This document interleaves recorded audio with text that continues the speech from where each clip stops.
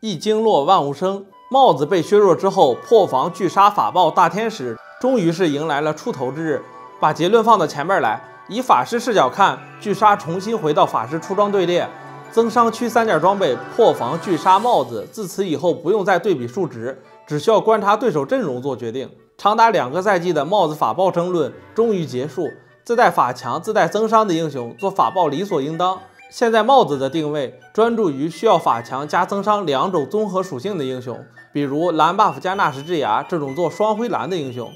在 S10 赛季 14.1 版本，设计师为了改善帽子法爆大天使的不稳定关系，把帽子从70法强改成了50法强加20%增伤。法强装备有了各自侧重点，大天使重点是法强，法爆重点是暴击，帽子重点是增伤。现在 S12 赛季 14.17 版本，设计师削弱帽子5%增伤，加强拒杀5点法强，用意又如何呢？因为帽子实在是太强了，不需要任何前提条件，直接提供20%增伤，即使破防拒杀有25%增伤，谁又能保证他们80%时间都触发呢？这样纯粹的数值让帽子在增伤区是第1名，在法强区也是第1名。不削弱帽子，其他4件装备就没有出头之日。你想想，你有多久没见过法爆加破防了？拿3星小法加5法师举例，装备前2件选择蓝 buff 加纳什之牙当平台，现在做一个简化处理，假设破防拒杀的触发率只有60%，抹平3件装备的增伤差距。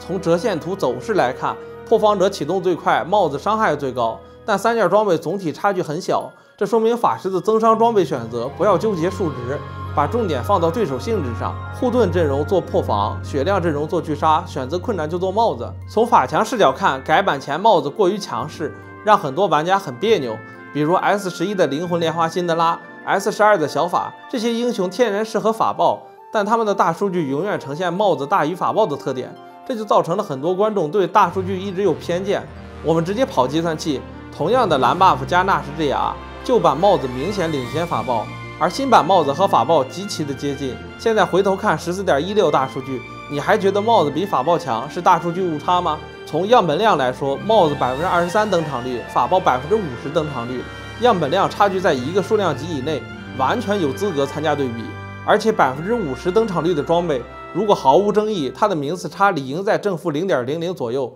就像 14.17 版本现在这样。假如核心装备名次差在正 0.2 以上，就说明这件核心装的地位有争议，一定有人在做其他装备上分。设计师解释了装备调整目的是为了填平同类装备的差距，所以蓝 buff 削弱是为了拉平与青龙刀的差距，不影响蓝 buff 的地位。削弱纳什之牙在双回蓝体系中提供了蓝 buff 加青龙刀、蓝 buff 加适应性头盔这2种可能。在数据图可以看到，适应性头盔表现不错。削弱纳什之牙还意味着可以做单回蓝加2件输出装的组合，比如法爆加拒杀、法爆加破防、法爆加帽子这3种组合。从数据图可以看到，单回蓝加法爆加拒杀跟双回蓝加帽子只是一个快慢差距，输出差距并不大。再加上小法最重要的事情就是过前排，所以我认为拒杀也能做，就是不知道设计师什么时候能想起来回调拒杀的阈值。关注云顶风向标，让你在混乱中领先一步上分。我们下期视频再见。